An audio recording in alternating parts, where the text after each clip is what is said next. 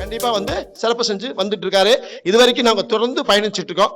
அதே மாதிரி எல்லாத்துக்கும் எல்லா நேரமும் நல்லா இருக்காது, எல்லாத்துக்கும் எல்லா நேரமும். நண்பனையா கூட இப்ப 3 கருத்தரங்கமா வர முடியல ஐயானால. அவர் என்னன்னா அவர் இதுல போயிட்டு இருக்காரு, அதாவது ஆன்மீகத்துல, அதாவது யோகா கிளாஸ் செய்யறதுனால அவர் கண்டிப்பா 3 நாள் தொடர்ந்து கிளாஸ். போன வாட்டி அப்போ போன் போட்டப்போ எடுக்கல, என்ன ஐயா எடுக்க மாட்டேங்கிறாரு அப்படின்னு வருத்தப்பட்டேன். ஆனா பட் மறுபடியும் அவரே கூப்பிட்டு இது மாதிரி சார் நம்ம 3 நாள் கிளாஸுக்கு கேரளா வந்திருக்கிறோம், அதனால வர முடியாது சார், கோச்சுக்காதீங்க அப்படின்னு சொன்னாங்க. இந்த முறையும் அதே மாதிரி ஒரு ஆப்ஷன் வந்துருச்சு. அதனால பிரபஞ்சம் என்னைக்கு வாய்ப்பு தருதோ அன்னைக்கு எல்லாரும் ஒன்றிணைவோம் கண்டிப்பாலுமே. சரியா, ஒரு நாள் இணைஞ்சிட்டோம்னா அன்னைக்கு இருக்கிற குறையெல்லாம் பேசிட்டு முடிஞ்சு போச்சு. சரிங்களா, அதனால பிரபஞ்சம் கண்டிப்பா நம்மளுக்கு சப்போர்ட் பண்ணிட்டு தான் இருக்கு, எல்லா உதவியும் பண்ணிட்டு தான் இருக்கு. ஒண்ணு ரைட், ஓகே. நம்ம கர்ணத்தின் வழியா வெளியே வந்தேன் அப்படின்னு நான் சொன்னேன். இன்னைக்கு ஓடுற கர்ணம் என்ன கர்ணம் அப்படின்னு பாத்தீங்கன்னா பத்தரை கர்ணம். இன்னைக்கு ஓடுற கர்ணம் என்ன கர்ணங்க? பத்தரை கர்ணம். சரிங்களா, இந்த பத்தரை கர்ணனுடைய பெசல் என்ன அப்படிங்கறத நம்ம தெரிஞ்சுக்கணும். சரிங்களா, நிறைய பேர் கர்ணம் சொல்றாங்க, அதை பொதுவாக தான் எடுத்துக்கிறீங்க. சரிங்களா, அதாவதுங்க வார ஒரு வேலை செய்து, திதி ஒரு வேலை செய்து, நட்சத்திரம் ஒரு வேலை செய்து, யோக ஒரு வேலை செய்து, கர்ணம் ஒரு வேலை செய்யுது. சரிங்களா, இந்த 5 அங்கங்களும் இல்லாம பஞ்சாங்க வேலை செய்யாதுன்னு அர்த்தம். இந்த 5 அங்கங்கள் இல்லாம பஞ்சாங்க வேலை செய்யுமா? அப்ப பஞ்சாங்கத்துல இது 5 அங்கங்கள் முக்கியம் தானே. அப்ப ஏன் ஒரு விஷயத்தை மட்டும் எடுத்துக்கிட்டு நம்ம இதுதான் முக்கியம் இதுதான் முக்கியம்னு பேசணும் அப்படிங்கறத என்னுடைய வாதம், வேற எதுவுமே கிடையாது. சரியா, ஒவ்வொருத்தரும் அவங்க பிடிச்ச பாணியில பேசுறாங்க, அதுல ஜோடி கருத்துக்கள் தவறே கிடையாது கண்டிப்பாலுமே. அதாவது பிரபஞ்சம் அவங்களுக்கு என்ன கொடுத்ததோ அதை தான் பேச முடியும். சரியா, என்னை மாதிரி பேசணும்னா யாருனாலையும் ஆகாது. அதே மாதிரி விஜயன் ஐயா மாதிரி பேசணும்னா யாருனாலையும் ஆகாது. சுந்தராஜ் ஐயா மாதிரி பேசணும்னா யாருனாலையும் ஆகாது. நண்பனி ஐயா மாதிரி பேசணும்னா யாருனாலையும் ஆகாது. யாரும் ஒருத்தர் மாதிரி ஒருத்தர் பேசவே முடியாதுங்க. அப்போ நிதர்சனமான உண்மை என்னது, அவங்களுக்குள்ள பிரபஞ்சம் என்ன கொடுத்திருக்குது வெளிக்காட்டுக்கிற இந்த ஸ்தலமே தவிர போட்டி போட்டு சண்டை கட்டிக்கிறதுக்கு ஸ்தலம் இல்லை. புரிஞ்சுக்குங்க, போட்டி போட்டு சண்டை கட்டுறதுக்கு ஸ்தலம் இந்த ஸ்தலம் கிடையாது. சரிங்களா, அதாவது ஒவ்வொருத்தர் கருத்துக்களை பதிவு பண்றதுக்கு தான் கருத்தரங்கம்னு சொல்றோம். சரியா, கருத்து பற்றைன்னு சொல்றோம். சரிங்களா, அப்ப அந்த கருத்துக்களை உள்வாங்கி ஏன் நம்ம இப்படி பேசுறோம் அவர் அப்படி பேசுறாரு என்ன காரணம் அப்படின்னு தேடுதல் பண்ணுங்க. ஒரு விஷயம் அது தவறுதலா இருந்தா அவர்கிட்டயே நேரடியா போய் ஐயா நீ இப்படி சொல்றதுக்கு இப்படி சொல்லிட்டீங்க அப்படின்னு நேரடியா போய் பேசுங்க. ஆனா கருத்தரங்கத்துல பேசாதீங்க, கருத்தரங்கத்துல பேசிட்டு இருக்கும்போது பேசாதீங்க. பேசினா அதாவது அவர் சொல்ற கருத்து தவறு மாதிரியும் நாம சொல்ற கருத்து சரி மாதிரியும் ஆகி போயிடும். நல்ல ஃபர்ஸ்ட் புரிஞ்சுங்க. சரியா, இப்ப இப்ப இதுல இன்னைக்கு ஓடுற கரணம் பத்திரை கரணம் சொல்றேன். பத்திரை கரணம் எதுக்காக பயன்படும் அப்படிங்கிறது வேணும் இல்லை. பத்திரை கரணம் நோய்வாய்ப்பட்டு குணமாகாம இருக்கிறவங்கள பத்திரை கரணத்தன்னைக்கு ஒரு ஆஸ்பத்திரி அழைச்சிட்டு போங்க, அன்னைக்கு பத்திரை கரணத்தன்னைக்கு ஒரு ட்ரீட்மெண்ட் கொடுங்க, நோய்வாய் சரியாகும். நல்ல ஃபர்ஸ்ட் புரிஞ்சுங்க. நோயினால பாதிக்கப்பட்டவங்களை எந்த காரணத்தப்ப ட்ரீட்மெண்ட் கொடுக்கணுங்க? பத்திரை காரணத்தப்ப ட்ரீட்மெண்ட் கொடுத்து பாருங்க, நிச்சயமா ரெக்கவரி ஆகும் அப்படிங்கிறதுக்கு அர்த்தம் உண்டு. வழக்கு வீட்டுல ஏதாவது வழக்கு சம்பந்தப்பட்ட பிரச்சனை, ஏதாவது கோர்ட்டு போகணும், ஒரு சம்மன் கொடுக்கணும் அப்படின்னா பத்திரை காரணத்தை கொடுத்து பாருங்க, அந்த வழக்கு வெற்றி ஆகும். ஏன் எப்படி வெற்றி ஆகுங்கிறீங்க? கேதுனா தடைங்கிறீங்க, எப்படிங்க வெற்றி ஆகும் அப்படின்னு ஒரு கூட்டு கேள்வி இருக்கும் இல்லைங்க. கேதுனா ஜாமீன் அர்த்தம். கேதுனா என்னங்க? ஜாமீன் அர்த்தம். ராகுனா என்னங்க? சிறைன்னு அர்த்தம், கைதின்னு அர்த்தம். சரியா, கைது பண்றவன் தான் ராகு. நல்ல வச்சு புரிஞ்சுங்க. அதுல இருந்து வெளியே கொண்டு வர யாருங்க? கேதுதான். எப்படி வெளியே கொண்டு வரும் சொல்றீங்க? வெளியே கொண்டு வரணும் எப்படி, எதை வச்சு ப்ரூஃப் பண்றீங்க?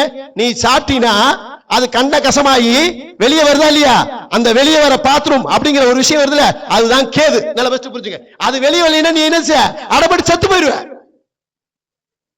சரியா, ராகு தாங்க வாயி, ராகுதான் வாய். நல்ல பெஸ்ட் புரிஞ்சுக்கணும். சரியா, கேதுதான் ஆசரவாய், கேதுதான் ஆசரவாய்.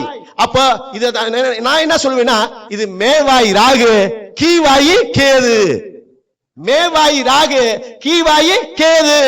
அப்ப ராகுங்கிறது சாப்பிடுறவன், சரிங்களா, கேதுங்கிறவன் வெளியே தள்ளுறவன். சரிங்களா, அப்ப வெளியே தள்ளுற பவர் இல்லைன்னா உயிரோட வாழ முடியாது. அதுதான் ஜாமீன். ஆமாங்க. அப்ப அதாவது ஒரு லைஃபை சுருக்கிற பவர் அதானே, அதான் பிஸ்டன். அந்த பிஸ்டன் சரிவர இயங்கலினால் கேது சரிவர இயங்கலின்னு அர்த்தம். வாய் சரிவர இயங்கலினா ராகு சரிவர இயங்கலின்னு அர்த்தம். அவ்வளவுதான் விஷயம். சரிங்களா, இன்னும் நிறைய பேர் சொல்றாங்களே ராகும் கேது ஒரே இடத்துல உச்சமாகுதுன்னு. நெவர், கிடையவே கிடையாது. நான் ப்ரூவ் பண்ணா சொல்றேன், ஆனா அதுக்கான விளக்கம் இருந்தா சொல்லுங்க, நான் கேட்கிறேன் கண்டிப்பாலுமே. ராகு ரிஷபத்துல தான் உச்சமாகுது. ரிஷபத்துல உச்சமானமாத நம்ம ராக சாப்பிடறதுக்கு பயன்படும். ராகு தலை இருக்குங்கிறது உண்மையாகும். புரிஞ்சுக்குங்க. அப்ப சாப்பிடுற இடம் எதுங்க? காலபுருஷனுக்கு 2வது வீடு தானே சாப்பிடுற வீடு, சாப்பிடுறது. அப்ப சாப்பிடுறதுக்கு தலை வேணுமா இல்லையா? அப்ப தலை இருக்கிற பாம்பு எதுங்க? ராகு. கேது கிடையாது, கேது கிடையாது, ராகுக்கு தான் சாப்பிட முடியும். அப்ப தலை எங்க இருக்கு? அங்க உச்சமாகுது. எங்க? ரிஷபத்துல உச்சமாகுது. ஆனா எந்த நட்சத்திரத்துல உச்சமாகுது அப்படின்னு அதுலயும் பாருங்க தத்துவமா கொடுத்திருக்காங்க. ரோகிணி நட்சத்திரத்துல உச்சமாகுது. ஏன் ரோகிணியில உச்சமாகுது? அதுக்கு விளக்கம் வேணும்ல. ரோகிணியில உச்சமாகுது. ஏன் ரோகிணியில உச்சமாகுது?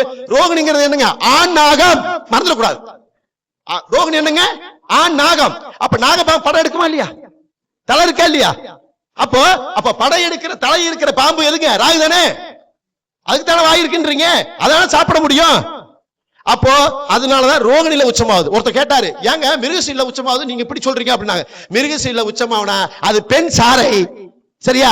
அதாவது ரோகிணியில உச்சமானா ஆண் நாகம். அது தலை இருக்கிறது காட்டும்னா படம் எடுத்தாதான் தலை இருக்குன்னு தெரியும், சரியா? அதனால ரோகிணியில தான் உச்சமாகும் நான் சொன்னேன், சரிங்களா? அப்போ கேது இங்க உச்சமாகுது. எங்க? விருச்சிகத்துல உச்சமாகுது. ஏன் உச்சமாகுது? அப்போ அத சீவ சமாதி இடம், அது 8ஆம் இடம். 8ஆம் இடம் என்ன சொல்றாங்க? சீவ சமாதி. ராகு போய் அங்க போய் செத்து போயிருது.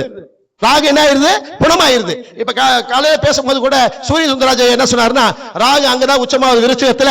அன்னைக்கு கார்த்திகை மாசம் பாருங்க நிறைய இறப்பு வரும் அப்படின்னு சொன்னாரு.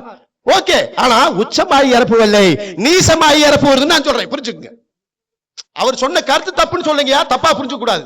அதாவது அவர் சொன்ன கருத்து ரைட்டு. ஏன்னா ரிக்கார்டுல இருக்கிறது உச்சம்னு தான் இருக்குது. எப்படிங்க இருக்கிறது? எல்லாம் பஞ்சாங்கத்துல இருந்து இன்னி வரைக்கும் ஃபாலோ பண்ணிட்டு இருக்குது உச்சம்னு தான் ஃபாலோ பண்ணிட்டு இருக்கிறோம், சரிங்களா? அப்போ அந்த இடத்துல நீசமானதுனால, அப்ப நீசமாச்சுன்னா என்ன அர்த்தம்? ராகு தலை தொங்கிரும்னு அர்த்தம்.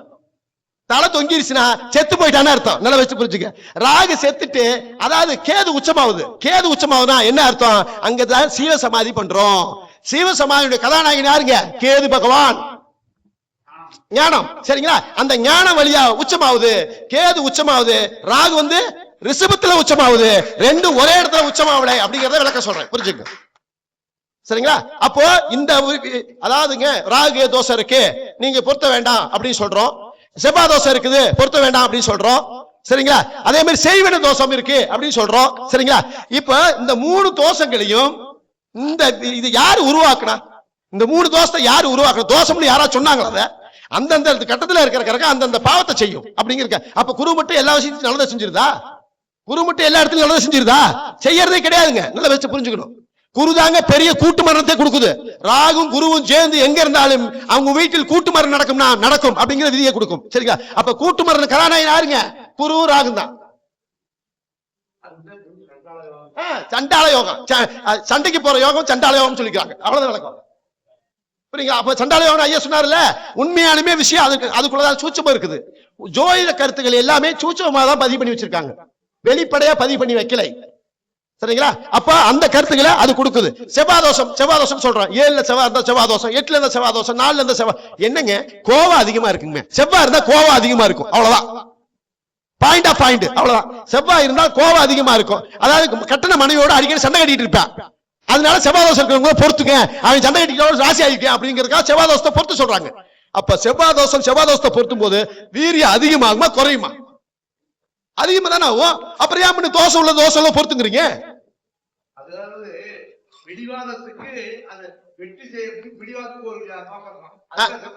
அதாங்க பிடிவாதம் மட்டும் இல்ல, வெற்றிக்கான அடையாளமே செவ்வாய் தான்.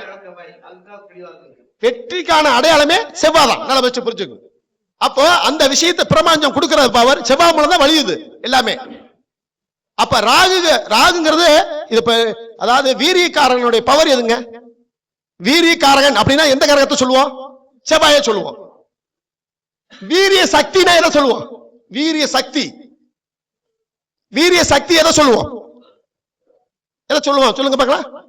இல்ல சொல்லுங்க ஐயா சொன்னாரு, சுக்கிரன். நல்ல பெஸ்ட் புரிஞ்சுங்க. வீரிய சக்தினா மதியலை ஐயா சொன்னாரு, கரெக்டா சொன்னாரு. மதியலை வீரசேகரன் ஐயாவுக்கு ஒரு நன்றி கலந்த வணக்கம். ஓகே. ஏன்னா அதாவது அது தெரிஞ்சு வருதா தெரியாம வருதாங்கிறத பத்தி பிரச்சனை இல்லை. அந்த இடத்துல பிரபஞ்சம் அவருக்கு கொடுத்திருக்கு அந்த வாய்ப்பு, அவ்வளவுதான் வழக்கம், சரிங்களா? அப்ப வீரிய சக்திங்கிற கதாநாயகன் யாருங்க? சுக்கிர பகவான், சரியா? அப்போ அது ரெண்டுமே என்ன அப்படின்னு கேட்டா ராஜச குணம்னு அர்த்தம். செவ்வாயும் செவ்வாய்க்கிழமையும் வெள்ளிக்கிழமையும் என்ன இதுங்க ராஜச குணம்னு அர்த்தம்.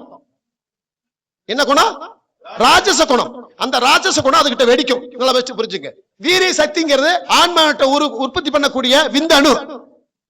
அந்த விந்தணு தான் வீரிய சக்தி. நல்லா வச்சு புரிஞ்சுக்குங்க. அதே மாதிரி செவ்வாய்ன்ற ஆண் மகனை குறிக்கிற செவ்வாய். நல்லா வச்சு புரிஞ்சுக்குங்க. ரெண்டுமே ஆணுக்கு தான் அதை பதிலா கொடுத்திருக்காங்க. அதாவது வெறும் வீரம் மட்டும் இருந்தா பத்தாதுயா. எப்படி? வீரம் மட்டும் இருந்தா பத்தாது, உனக்குள்ள வீரிய சக்தி இருக்கணும்ங்கிறான். புரிஞ்சுக்குங்க. நீ சிறந்த ஆண்மகனா இருந்தா வீரமும் வேணும், வீரிய சக்தி வேணும் அப்படின்னு அர்த்தம் உண்டு. சரியா? அது ரெண்டும் இருந்தாதான் ஒரு ஆண்மகன் முழு கம்ப்ளைன்மெண்ட் ஆவான். ஏன்னா முன்னையெல்லாம் கல்யாணம் பண்ணும் போது என்ன செய்வாங்க? பெரிய கல்ல தூக்கி காட்டு, மாட்டை அடக்கி காட்டு, சரிங்களா? இப்படித்தான் முடிவு பண்ணுவாங்க. அப்ப ஆண்மகனா அவன் அப்படின்னு ப்ரூஃப் பண்றதுக்காக முன்னாடி செஞ்ச சைக்காலஜி மூவ்மெண்ட். அதாவது முதல் மரியாதை படத்துல சிவாஜி கணேசன் தூக்கு வரல கல்ல, எத்தனை வயசுல அந்த கல்ல தூக்கி காட்டு வர இல்லையா? அப்ப அது எதுக்கு தூக்குறாங்க? அன்னைக்கெல்லாம் கல்யாணம் பண்ணுவாங்க, அப்படிதான் முடிவு பண்ணுவாங்க. நீ வயசா இருக்கிறியே, உனக்கிட்ட வீரியம் தெம்பலா இருக்குதா அப்படின்னா அந்த கல்ல தூக்கி காட்டு பாக்கலாம் அப்படிங்கிறாங்க. நல்ல வச்சு புரிஞ்சுங்க. அப்ப அதையும் தூக்கி அவர் ஜெயிக்கிறாருல. என்னங்க என்னங்கய்யா? ஆமா ஆமாங்க. அதாவது ஒவ்வொரு இதுலயும் அர்த்தம் இருக்குதுங்கய்யா. சரிங்களா? அப்ப அந்த கல்ல தூக்கிதான் அவனுடைய ஆண்மகன் இருக்கான்னு பாப்பாங்க. இன்னைக்கு நம்ம ஜோயிட வழியா பாத்துட்டு இருக்கிறோம். எது வழியா பாத்துட்டு இருக்கோம்? ஜோயிட வழியா பாத்துட்டு இருக்கிறோம். ஆனா செவ்வாங்கிறது என்னங்க? வீரம் மட்டும் இல்ல, செவ்வாங்கிறது பாறை. அதுக்கான அடங்காலம் தான் அங்க இருக்குது. சரிங்களா? அதைத்தான் அங்க தூக்க சொல்றாங்க. அந்த விஷயத்தை அங்க கொடுக்குதே இல்லையா? அப்போ அதே மாதிரி ஓட்ட பந்தயம் ஓடுறது. ஒரு நிமிஷம் செட்டு சைலண்ட்ல போட்டு எப்பவுமே.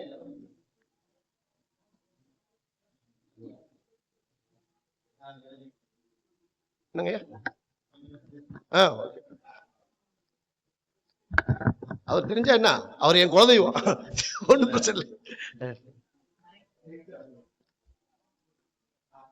சரிங்கண்ணே. இப்ப என்ன சொன்னேனே மறந்துட்டேன். Right, okay. அப்போ செவ்வாங்கிறது வீரியக்காரகன். அன்னைக்கெல்லாம் சாட்சியா திருமணம் பண்றதுக்கு அடையாளமா பண்ணுவாங்க. நல்லா வச்சு புரிஞ்சுங்க. ஆனா இதுலயே இப்ப ஒரு ஆண்மகனை பார்த்த மாத்திர ஜோசியமே பார்க்காம அவனுக்கு வீரியம் இருக்குதா இல்லையான்னு பிள்ளைங்களே ரெடி பண்ணிருது. எப்படி தெரியுமா? அருவா மீச, சரியா, கேர் முடி, சரிங்களா? அதாவது பாக்குறதுக்கு ஒரு எப்படி சொல்றான், ஒரு அட்ராசிங்கா இல்லாம எப்படி இருப்பாங்களா, ஒரு ரவுடி மாதிரி தெரிவாங்க. அவங்க தான் வீரியம் இருக்குன்னு அர்த்தம். பெண்கள் முடிவு பண்றது. இன்னைக்கு எல்லாமே காதலர்கள் விளையாடுறாங்களே, காதலர் களியாட்டம் நடக்குது இல்ல, இதுல எது மூலம் நடக்குது அப்படின்னா பாக்குறவங்க என்ன செய்ய, அவன் மீச நல்லா வச்சிருக்கானா, முடி நல்லா என்ன ரவுண்டு முடி வெட்டிருக்கானா, சரியா? அதாவது வித்தியாசமான தோரணையில சாதாரண மனுஷனை விட வித்தியாசமான தோரணையில யார் இருக்கானோ அவங்கள பார்த்து பெண்கள் எல்லாம் என்ன செய்யறாங்க, லவ் பண்றாங்க இப்போ. சரியா? உண்மையாலுமே அப்படித்தான் இன்னைக்கு காலமே ஓடிக்கிட்டு இருக்குது. அதுக்கு என்ன காலங்க? கலிகாலம்னு பேரு. இப்போ என்ன காலங்க? கலிகாலம். இந்த கலிகாலத்தின் கதாநாயகன் யாருங்க? ராகுதான். ராகுனா என்னங்க? அதாவது பிடிக்காத ஒரு ஸ்டைல இருக்க வேண்டிய கட்டாயத்தை ஏற்படுத்துது. சரிங்களா? அழுக்கான உடம்புலயோ அதாவது ஒரு விகாரமான தோற்றத்திலயோ இருக்கிறதுக்கான வாய்ப்பு கொடுக்குது. செவ்வாயும் ராகும் சேர்ந்து. அதாவது இப்ப நீங்க ஒரு வீரியம் இருக்குதா இல்லையா, அவனுக்கு மீச இருந்தா தான் வீரியம் இருக்குன்னு அர்த்தம். மீச இல்லைன்னா வீரியம் இல்லைன்னு அர்த்தம் அவனுக்கு. அப்ப மீசை தான் யாருங்க? செவ்வா. மீசை யாருங்க? செவ்வா. அப்ப அந்த மீசை இருந்தால் மட்டும்தான் அவன் ஆண்மகன் வீரியம் உள்ளவன் அப்படின்னு ஒரு அடையாளம் பண்ண முடியும். நீங்க சோசியம் பார்த்தோ அல்லது பிளட் செக் பண்ணியோ வீரியத்தை செக் பண்ண முடியாது. இன்னைக்கு அப்படி செக் பண்ண சந்தேகப்படுறவன் உண்மையில. சரிங்களா? அப்ப மீசை இருந்தாவே அவன் ஆண்மகன், வீரிய மகன், அவன் திருமணம் பண்ணி கொடுக்கலாம் அப்படிங்கிற முடிவை எடுக்க வேண்டிய கட்டாயம் நமக்கு இருக்கு அப்படிங்கிற அர்த்தம் உண்டுங்க. சரிங்களா? அப்படி ஒரு விஷயம் இருக்கு. இப்ப நாம பேசுனது செவ்வாய் தோஷம் இருந்தா உங்களுக்கு பொருத்தலாமா வேண்டாமா? செவ்வாய் தோஷம் இருந்தா தயவு செய்து பொருத்துங்க, நல்லது. செவ்வாய் திசை நடக்காம இருந்தால் செவ்வாய் தோஷம் வேலை செய்யாது. அது மட்டும் தெளிவு வச்சுக்கோங்க. அதாவது செவ்வாய் தோஷம் இருந்து அந்த ஜாதகருக்கு செவ்வாய் திசை நடக்காம இருந்தா, செவ்வாய் புத்தி நடக்காம இருந்தால் கண்டிப்பா செவ்வாய் தோஷத்தை பற்றி கன்சல்ட் பண்ணி கல்யாணத்தை நிறுத்த வேண்டிய அவசியம் கிடையாது நான் சொல்றேன். புரிஞ்சுக்கோங்க. சரியா? கடைசியில முடிவுக்கு வரமா இல்லையா? நம்ம என்ன சொல்றோம்? திசாபுத்தியில முடிவு பண்றோம். ஆனா அந்த தோஷத்துக்கு மட்டும் முடிவு பண்றது இல்ல. ராகு தோஷம் நிறைய பேர் என்கிட்ட கேட்பாங்க. அவங்க என்னால முடிஞ்ச ஒரு 5 ஜாதகத்தை இணைச்சு வச்சிருக்கிறேன். ராகு தோஷம் உள்ளவங்களவே, ராகு தோஷம் இல்லாதவங்கள. எப்படி அப்படின்னா, ராகு தோஷம் இருந்தா அவருக்கு ராகு திசையோ கே திசையோ நடந்தால் அது மாதிரி பொறுத்து உள்ளவங்களோட அமைங்க. இல்லையா எதை வேணாலும் பொறுத்துங்க, எதை வேணாலும் பண்ணுங்க, வாழ்க்கை சிறப்பா இருக்கும்னு நான் சொல்லிடுவேன் கண்டிப்பாலுமே. ஏன்னா அவருக்கு நடக்கிற திசை குரு திசை, ராகு திசை இனிமேல் வரப்போறது இல்லை, வரப்போறது இல்லை. அப்ப ஏன் ராகு பத்தி பேசணும்? அது எப்படி தோஷமாவும்? அது முடிச்சு போச்சுல. இப்ப ராகு அவயோகியா இருக்குதுங்க, ராகு திசை முடிஞ்சிருச்சுங்க. அப்ப அவருக்கு அந்த ராகு தோஷம் இருக்குன்னு சொன்னீங்கன்னா அப்ப அது பொய் தானே. ராகு திசை நடந்து ராகு அவயோகியா இருந்தால் அந்த அவயோகி வேலை செய்யும்னா கண்டிப்பா செய்யும், அதுல எந்த மாற்று கருத்தும் கிடையாது. சரிங்களா? அதே மாதிரி தோஷம்னு சொல்லி அதாவது எதுவுமே நிராகரிக்காம ஒரு விஷயத்தை பதிவு பண்ணா உண்மையா இருந்தா பதிவு பண்ணுங்க, இல்லையா கேள்வி கேளுங்க, நான் பதில் சொல்றேன், அதுக்கு விளக்க சொல்றேன். அதாவது செவ்வாய் தோஷம் இருந்து செவ்வாய் திசை நடந்தால் அந்த ஜாதகருக்கு செவ்வாய் தோஷம் வேலை செய்யும்னு அர்த்தம். அப்படி இருந்தால் செவ்வாய் தோஷம் இல்ல பொண்ணா கல்யாணம் பண்ணி வச்சீங்கன்னா அந்த பொண்ணு நோய்வாய்ப்பட்டு இறந்துருவான்னு அர்த்தம். நல்லா ஃபர்ஸ்ட் புரிஞ்சுக்குங்க. ஏன்னா இந்த பையனோட பிளட் குரூப் என்ன செய்யும்? பாசிட்டிவா இருக்கும், அது நெகட்டிவா இருக்கும். உள்ள போய் ஜாயிண்ட் ஆகிறப்ப இணையறப்ப இந்த வீரிய தாக்கம் அந்த உடம்பு ஏத்துக்க முடியாம அந்த பொண்ணு என்ன ஆயிடுவா? நோய்வாய்ப்பட்டுருவான்னு அர்த்தம். புரிஞ்சுக்குங்க. செவ்வானா ரத்தம்னு அர்த்தம். செவ்வாய் என்னங்க? ரத்தம்னு அர்த்தம். சரிங்களா? அப்ப செவ்வாய் தோஷம் இருக்குதா அப்படின்னா செவ்வாய் தோஷம் இருந்தாலும் பரவாயில்ல, செவ்வாய் திசை நடக்காம இருக்குதான்னு பாருங்கன்னு நான் சொல்றேன். அப்ப அவங்களுக்கு செவ்வாய் தோஷம் இருந்துச்சுன்னா, அதாவது செவ்வாய் தோஷம் இருந்து செவ்வாய் திசை நடந்துச்சுன்னா அவ செவ்வாய் தோஷம் இல்லாத பொண்ணை அங்க கல்யாணம் பண்ணி வைக்காதீங்கன்னு நான் சொல்றேன். புரிஞ்சுங்க. கல்யாணம் பண்ணி வச்சீங்கன்னா கண்டிப்பா அந்த செவ்வாயோட வீரிய பாதிப்பு வருமானா வரும் அப்படிங்கிற அர்த்தம். அதே மாதிரி ராகு தோஷம் இருக்குது ஜாதகத்துல இருக்கு அப்படின்னா ராகு திசையோ கே திசையோ நடக்காம இருந்தால் கண்டிப்பாலுமே அவருக்கு அந்த பொண்ணை கொடுத்து கல்யாணம் பண்ணி வைக்கலாம். கே திசை கூட்டாளி நடந்துச்சுன்னா அது ஏழே கேது இருக்குன்னா அந்த கல்யாண வாழ்க்கை கட் பண்ணுமா கட் பண்ணாதா? அப்ப வீரியம் எப்ப கிடைக்குங்க? அந்த திசை நடக்கும் போதுதான் கிடைக்கும். நீ திசை நடக்காதப்ப பேசக்கூடாது. நல்ல பெஸ்ட் புரிஞ்சுங்க. நீங்க ஒரு கடை வாங்குறீங்கன்னா யார்கிட்ட கடை கொடுக்கணுமோ அவங்கள்ட்ட, யார்கிட்ட கடை வாங்கினியோ அவங்கள்ட்ட கடை கொடுத்தாதான் நிவர்த்தி. நல்ல பெஸ்ட் புரிஞ்சுங்க. அப்படி இருக்கும்போது நீ மகன்கிட்ட கடை வாங்கிட்டு வந்துட்டீங்க, அதுக்கு அவங்ககிட்ட அவங்க அம்மாட்ட போய் கொடுத்துட்டீங்க, அந்த பையன் வந்து திரும்ப கேட்கிற சான்ஸ் இருக்கா இல்லையா? இருக்கு. அப்படிங்கிறப்போ அதே மாதிரி திசையில நீ ஒரு விஷயம் பண்ணினா அந்த திசை அவரை பாதிக்குமா பாதிக்காதா? பாதிக்கும். அப்ப அந்த அறிவு புரிதல் கூட இல்லாம நம்ம எப்படி அந்த சோதிடத்தை அணுகிறது? சரிங்களா? அதைத்தான் நான் சொல்றேன். அந்த திசையில் தோஷம் எது வேணாலும் நீங்க எடுத்துக்கீங்க, அந்த தோஷம் செயல்படணும்னால் அந்த திசா புத்தி நடக்கணும்னு நான் சொல்றேன். அவ்வளவுதான் விளக்கம். திசையோ புத்தியோ நிச்சயமா நடந்தால் மட்டும்தான் அந்த தோஷம் வேலை செய்யும்னு அர்த்தம். சரிங்களா? இப்ப குரு சண்டால யோகம்னு சொன்னாங்க ஐயா. குரு சண்டால யோகம்னா குரு ராகு இணைஞ்சிருந்தா குரு சண்டால யோகமா? அப்போ கூட்டு மரணம் எப்ப நடக்கும்? குரு திசையோ ராகு திசையோ நடந்தால் மட்டும்தான் கூட்டு மரணம் நடக்கும். குரு ராகு சேர்ந்தவத்துல கூட்டு மரணம் நடக்குமா? அது ஒரு தோஷம், அது ஒரு வெளிக்காட்டு. நல்ல பெஸ்ட் புரிஞ்சுக்குங்க. இப்ப அதே மாதிரி 7ல ராகு இருக்குது, ராகு இருக்கு, ராகு திசை நடக்குது. அப்ப ராகு திசை முடிஞ்சிருந்தா அவருக்கு கல்யாணம் நடக்குமா நடக்காதா? ராகு 7ல இருக்குங்க, ராகு திசை பின்னாடி வந்துச்சுன்னா அவருக்கு கல்யாணமே நடக்காது. ராகு திசை முன்னாடியே முடிஞ்சு போச்சுன்னா கல்யாணம் நடந்து நல்ல வாழ்க்கையோட வாழ்வான். நல்ல பெஸ்ட் புரிஞ்சுக்கணும். அப்ப என்ன அர்த்தம்? அவயோகியா இருக்குது ராகு, அந்த ராகு திசை முடிஞ்சிருச்சு, இதுக்கு மேல வர்றதில்லை. சரியா? அவன் ராகு 7ல ராகு இருந்து அவன் சதய நட்சத்திரத்துல பிறந்திருக்கான்னு வச்சுக்கோங்க. அப்ப அந்த சதய நட்சத்திரத்துல பிறந்திருந்தா ஒரு 10 வயசு இருப்பு இருக்குது வச்சுக்கோங்க. 3ஆம் மாதம் 2ஆம் மாதத்துல 10 வயசு வரை இருக்கும். 10 வயசோட அது முடிஞ்சு போச்சு ராகு திசை. இதுக்கு மேல ராகு திசை வராதுல அவருக்கு. அப்ப இதுக்கு மேல கல்யாணம் பண்ற பாக்கியம் கிடைக்குமா கிடைக்காது? அவருக்கு கிடைக்கும். அப்ப நம்ம எதை முடிவு பண்ணி சொல்லணும்? திசா புத்தி முடிவு பண்ணி தான் சொல்லணும் பலன். சரியா? பொது பலனா சொல்றதுக்கு இங்க அதிகாரம் இல்லை. அப்ப திசா புத்தியை முடிவு பண்ணும்போது ஆட்டோமேட்டிக்கா ராகு திசை முடிஞ்சிருந்ததா நிச்சயமா ஒரு கல்யாண பலன் இருக்குதுன்னு அர்த்தம். சரியா? ஒருவேளை ராகு முடியல, இந்த பின்னாடி தான் வரப்போகுது, இல்ல இப்பதான் நடந்துட்டு இருக்குது, இப்பதான் ஸ்டார்ட் ஆயிருக்குது அப்படின்னா கல்யாணத்து விஷயத்தை பேசுறதுக்கு அர்த்தம் இல்லைன்னு அர்த்தம். சரியா? அப்ப வேற விதிகள் வழியா அது வலிஞ்சு உள்ள வரும், வேற விதிகள் வழியா வலிஞ்சு உள்ள வரும், திருமணம் கூட்டம். ஆனா அதே நேரத்தில் அந்த 7ஆம் இடத்தை அவயோகி வேலையை செய்யும், திருமணம் நடக்கும், பாதிப்பும் நடக்கும். திருமணம் நடக்காதுன்னு உறுதிட்டு சொல்றதுக்கு யாருக்கும் அதிகாரம் கிடையாது. சரிங்களா? அந்த விஷயத்தை அங்க எடுத்துக்கும் அப்படிங்க அர்த்தம் உண்டு. அப்ப ஒவ்வொரு தோஷத்துக்குமே திசா புத்தியை இணைச்சு பாருங்க அப்படிங்கறது என்னுடைய வாதம். இப்ப அதோட கர்ணத்தையும் இணைச்சு பாருங்க அப்படின்னு நான் சொல்றேன். இப்ப வாழ்க்கையில நம்ம ஜெயிக்கணும்னு ஆசைப்படுறோம்னா என்னென்ன வேணும்னு நினைப்போம்? வீடு வேணும், வண்டி வேணும், சொத்து சுகம் வேணும், மனைவி வேணும், பிள்ளைங்க வேணும், இதெல்லாம் நம்ம நினைப்போமா இல்லையா? இதுக்கெல்லாம் யாருங்க பிச்சை போடுறா? இதுக்கெல்லாம் யாருங்க நம்மளுக்கு உதவி பண்றா? இதெல்லாம் யாரு நம்மளுக்கு கொடுக்குறா? அப்படிங்கிற ஒரு அதிகார கரகம் இருக்குதா இல்லையா? இங்க ஜோதிடத்துல இருக்கா இல்லையா? அப்படின்னா இருக்கு. எது? யோகம். சரிங்களா? நீங்க லாட்டரி சீட்டு வாங்கிட்டா பணம் வந்துட்டா யோகம் சொல்றீங்க. ஆனா அந்த யோகம் இல்லது. நல்ல பெஸ்ட் புரிஞ்சுக்க. நித்திய நாம யோகம், நாமத்தை எழுத வேண்டிய அமைப்பே அந்த நாம யோகத்துல தான் இருக்குது. அப்போ இந்த யோகம் வந்து ஒரு 7ல இருக்கு, சுக்கிர தசை நடக்குது அப்படின்னா நல்ல இடத்துல இருந்து வரன் அமைய போகுதுன்னு அர்த்தம். நல்லா ஃபர்ஸ்ட் புரிஞ்சுக்குங்க. அதே மாதிரி அதாவது கல்யாணம் நடக்காம கூட இருக்கலாம். நல்லா ஃபர்ஸ்ட் புரிஞ்சுங்க. கல்யாணம் நடக்கிறதுக்கு முன்னாடி என்னென்ன யோகம் இருக்குதோ அந்த எதுக்கு ப்ரிஃபரன்ஸ் கொடுக்குறியோ அதை பொறுத்து கல்யாணம் நிற்கும் அப்படிங்கிற அர்த்தம் உண்டு. இப்ப நீ வீட்டுக்கு ப்ரிஃபரன்ஸ் கொடுத்துட்டீங்கன்னு வச்சுக்கோங்க, வீட்டை பண்ணிட்டீங்கன்னா என்னது கல்யாணம் கொஞ்சம் லேட் ஆகி நடக்கிறதுக்கான வாய்ப்பு இருக்கும். ஆனால் அந்த காலகட்டத்துக்குள்ள அதெல்லாம் முடியும்னா முடியும். அன்ன வரைக்கும் அவசரம் நம்மளுக்கு ஒத்து வராது.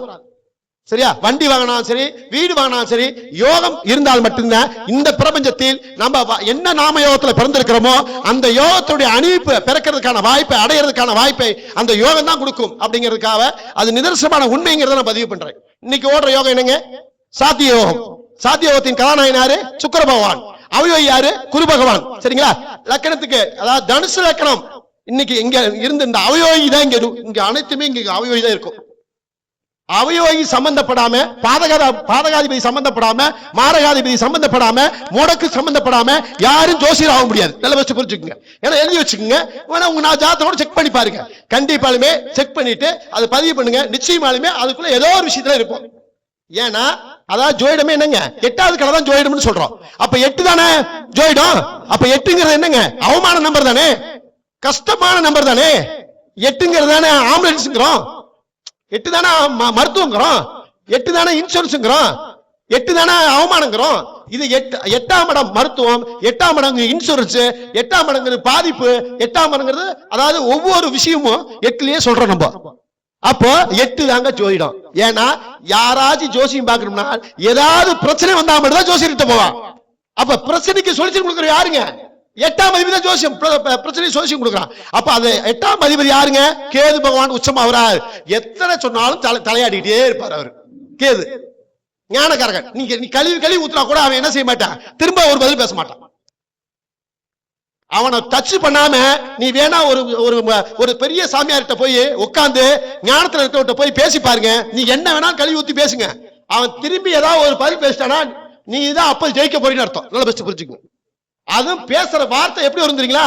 கெட்ட வார்த்தை, புழுத்த பழம் தான் வரும். 8ஆம் இடத்து விஷயமா தான் வருவாங்க. இப்ப கணக்கப்பட்ட சித்திரன் ஒருத்தர் இருந்தாரு, இப்ப பேமஸ் ஆயிட்டாரு. அவர் எல்லாருமே போய் பாக்குறாங்க.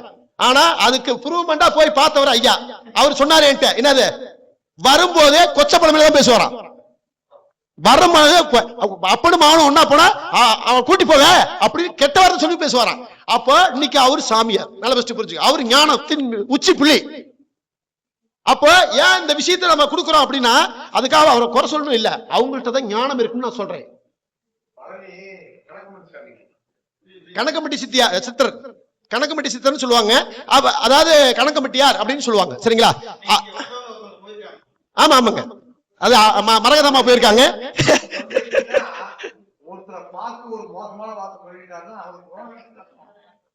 சரிங்களா? ஆனால் அதாவது கெட்ட விஷயம் எப்படி பதிவு பண்ணி வச்சிருக்காங்க பாத்தீங்களா? அந்த பதிவு தான் 8ஆம் இடம். அப்ப அவமானப்படுத்துறது, கல்லெரிச்சல் வாங்கி கெட்ட வார்த்தை பேசிதானே அவங்க ஜெயிச்சிருக்காங்க. அப்ப 8ஆம் இடம் தானே ஜெயிச்சிருக்காங்க. 8ஆம் இடம் எது? அவமானம் தாங்க ஜெயிச்சிருக்குது. நீங்க அவமானப்படுறதுக்கு ரோசப்பட்டவே நீ அங்க போக மாட்ட. புரியுதா? மீண்டும் மீண்டும் யாரு அங்க போறானோ அவன் தான் ஜெயிப்பான். அவர் கெட்ட வார்த்தை பேசுறான்னு தெரிஞ்சு மீண்டும் மீண்டும் அந்த இடத்த போய் முதிக்கிறவனுக்கு தான் வெற்றி. ஒரு வாட்டி போய் பேசிட்டு ரோசப்பட்டு அவன் மேல கள்ள தூக்கி எரிஞ்சிட்டு வந்துட்டா அவனுக்கு வெற்றி இல்ல அங்க. சரியா? வீட்லயே கூட அம்மா பேசுறாங்க அப்பா பேசுறான்னு வாங்கிட்டு அழுத்திக்கிட்டே போயிட்டே இருந்தோம்னா என்னைக்கோ ஒரு நாள் அம்மா மதிக்கிற இடத்துல நாம இருப்போம். சரியா? அப்பா அம்மா பேசிட்டு உடனே போனா சூசைட் பண்ணிக்குவோம். வேற ஒன்னும் அங்க மாற்றம் இல்லை. நல்ல வச்சு புரியுங்க. தாய் தகப்பன் என்னைக்காச்சும் நம்மளுக்கு பெத்தவங்களுக்கு துரோகம் பண்ண நினைப்பாங்களா? ஆனா இன்னைக்கு இருக்கிற பிள்ளைங்களும் பையங்களும் என்ன செய்யறாங்க? மத்தவங்களுக்கு விசுவாசியா இருக்காங்க, பெத்தவங்களுக்கு விசுவாசியா இருக்கிறது இல்லை. நல்ல வச்சு புரிஞ்சுங்க. மத்தவங்களுக்கு விசுவாசியா இருக்காங்க, ஆனா பெத்தவங்களுக்கு விசுவாசியா இருக்கிறது இல்லை. நம்மளை கரும்பு சுமந்து சரியா கஷ்டப்பட்டு பெத்து வளர்த்து ஆளாக்கி ஒரு விஷயத்த, ஒரு கல்யாணம் முத கொண்டு, ஒரு தொழில் முத கொண்டு பையனுக்கு அமையல் வருத்தப்பட்டு செஞ்சு கொடுக்கிற அவங்கள என்ன செய்யற? ஒரு காலில் கூட தொட்டு கும்புறது இல்ல. நல்ல வச்சு புரிஞ்சுக்க. நடிகர்கள் யாராச்சும் ஒருத்தர் பிடிச்சிருச்சுன்னா, அரசியல்வாதி யாராச்சும் ஒருத்தர் பிடிச்சிருச்சுன்னா அவங்களுக்கு உயிரே கொடுக்குறாங்க. நல்ல வச்சு புரிஞ்சுக்கங்க. என்னோட ரசிகருக்காக நான் உயிரே கொடுப்பேன் அப்படின்னு சொல்லி உயிரே கொடுக்குறாங்க. நீ மயிரை கொடுத்தா என்ன மிச்சம், உயிரை கொடுத்தா என்ன மிச்சம்? பெத்தவங்களை மதிச்சாதான் புண்ணியம்னு அர்த்தம். புரிஞ்சுக்குங்க. அப்ப இது கூடவா புரிதலுக்கு மனசுக்கு இல்லாம போயிடும். ஆனா புரிதல் இல்லாம தானே வாழ்ந்துட்டு இருக்கிறோம் நம்ம. சரிங்களா? அப்போ அதாவது ஜோதிட கலை மிக அற்புதமான கலை, 8வது கலை. கஷ்டப்பட்ட தான் பிழைக்க முடியும். இதுல வந்து 2ஆம் இடம் ஏதாவது ஒரு வகையில பாதிக்கப்பட்டவங்க தான் ஜோதிடத்துக்குள்ளே வருவாங்க. சரியா? வழக்கு, அதாவது வழக்குகளை பத்தி ஜெயிக்கணும் அப்படின்னு நினைச்சாலும் சரி, நோயில இருந்து ஜெயிக்கணும்னு நினைச்சாலும் சரி, மருத்துவத்துல இருந்து ஜெயிக்கணும்னு நினைச்சாலும் சரி, மருத்துவம் படிச்சாலும் சரி, வக்கீல்ல படிச்சாலும் சரி, அதாவது ஆராய்ச்சி பண்ற படிப்பு எது படிச்சாலும் சரி, அது எல்லாமே கேதுவும் தான் காராத்தியமா இருக்கும். பத்திரிகை இடத்துல இருக்கவங்க கண்டிப்பா நுணுக்கவாதியா இருப்பாங்க. சரியா? அதே மாதிரி அவங்க ஏதாவது ஒரு மருந்து கொடுத்தாங்களோ, ஒரு விஷயம் சொன்னாலோ அந்த விஷயம் மற்றவங்க போய் சேரும். சரிங்களா? அந்த பத்திரிகைக்காரன் அவ்வளவு பொக்கிஷமான விஷயம். சரியா? அதுல சுழிவும் ஏமாற்றமும் இருக்கும். சரிங்களா? கோழி என்ன செய்யும்? சரியா? கோழி ஏமாற்றவும் செய்யும். சரிங்களா? அதாவது எல்லா மனிதர்கள்ட்டையும் ஏமாற்றமும் இருக்கும், சந்தோஷமும் இருக்கும். சரிங்களா? அதுல கொஞ்சம் அதிகப்படியா இருக்கும். இதுகிட்ட எதுகிட்ட? கோழி கிட்ட. ஒரு பழமொழி சொல்லுவாங்களே, வேண்டாம் கோழி சொல்லிக்கிட்டே இருக்கா, என்ன சொல்ற, கோழி சொல்லிக்கிட்டே இருக்கான்னு சொல்லுவாங்களே, அந்த கோழி சொல்ற பழக்கம் அவங்கள்ட்ட வந்துடும் ஆட்டோமேட்டிக்காவே. இது வந்து ஒண்ணும் பண்ண முடியாது. அந்த கண்ணத்துல பிறந்தா அந்த பிராத்தத்தை அனுபவிச்சாகணும் நம்ம. சரிங்களா? அந்த மாதிரி விஷயத்தை அது கொடுக்கும். சரிங்களா? அது எத்தனை பாவங்க? ஒவ்வொரு கர்ணத்துக்கு பாவம் இருக்கு தெரியுங்களா? இந்த கர்ணத்துக்கு எத்தனை பாவங்க? 8ஆம் பாவங்க. ஏன் 8ஆம் பாவத்தை கொடுத்தாங்க? கர்ணத்துக்கு அதிபதி யாருங்க? கேது பகவான், சனி பகவான் 2 பேரு. கேது பகவான், சனி பகவான் 2 பேரு. யார் 8ஆம் பாவத்தை கொடுத்தாங்கன்னு சொல்லட்டுமா? 8ஆம் பாவம் என்னங்க? ஆயில் பாகமா? ஆயிலுக்கு அதிபதி யாருங்க? சனி பகவானா? அப்ப 8ஆம் இடத்துல எது உச்சமாகுதுங்க? கேது உச்சமாகுதா? அப்ப கேதுவும் சனி பகவான் வந்துட்டாரா? அப்ப கேது பகவானும் சனி பகவான் தான் எந்த கர்ணத்தின் அதிபதிகள்? பத்திரை கர்ணத்தின் அதிபதிகள். நல்லா ஃபர்ஸ்ட் புரிஞ்சுக்கணும். சரிங்களா? அப்போ தத்துரூபமா அந்த 8ஆம் இடத்து வேலையை அதாவது கர்ணத்துக்கெல்லாம் பாவம் எதுனா 8ஆம் பாவம் தான். பத்திரை கர்ணத்துக்கு பாவமும் 8ஆம் பாவம் தான். ஜோதிடத்துக்கு பாவமும் 8ஆம் பாவம் தான். ரொம்ப சந்தோஷம் ஐயா. ஆமாங்க ஐயா, 8ஆம் பாவம் ஐயா. சரியா? அப்ப அதனாலதான் சொல்ல வைக்குது. இப்ப நான் ஏதோ பேச வந்தேன், இங்க பேசுறதுனால 8-3 அப்படியே வச்சு பேசிடலாம்னு பேசிட்டு இருக்கிறேன். என்னங்க? பத்திரை கரணத்தை தான் சொல்லிட்டு இருக்கிறேன். சரிங்க. அதாவது இந்த பத்திரை கரணங்கிறது ரொம்ப ஆராய்ச்சி படிப்புக்கும், சரியா, உயர் பதவி இவங்க எல்லாம் இருக்காங்களே, இவங்க எல்லாம் 10 மக்களை மேய்க்கணுமா இல்லையா? 10 மக்களை மேய்க்கணுமா இல்லையா? அவங்க அந்த அதிகாரத்துல இருக்கிறவங்க பூரா பத்திரை கரணத்துல இருப்பாங்க.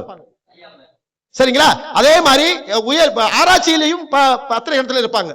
அதாவது புவியியல் ஆராய்ச்சி, பூமி ஆராய்ச்சி, இந்த மாதிரி ஆராய்ச்சியில் இருக்கவங்களும் ஆழ்ந்து சிந்திப்பாங்க. ஏன்னா கோழி என்ன செய்யுது? நிலத்தை பறிச்சுட்டே இருக்குது இல்லையா? அந்த ஆராய்ச்சி உணர்வு அவங்கள்ட்ட இருக்கும். சரிங்களா?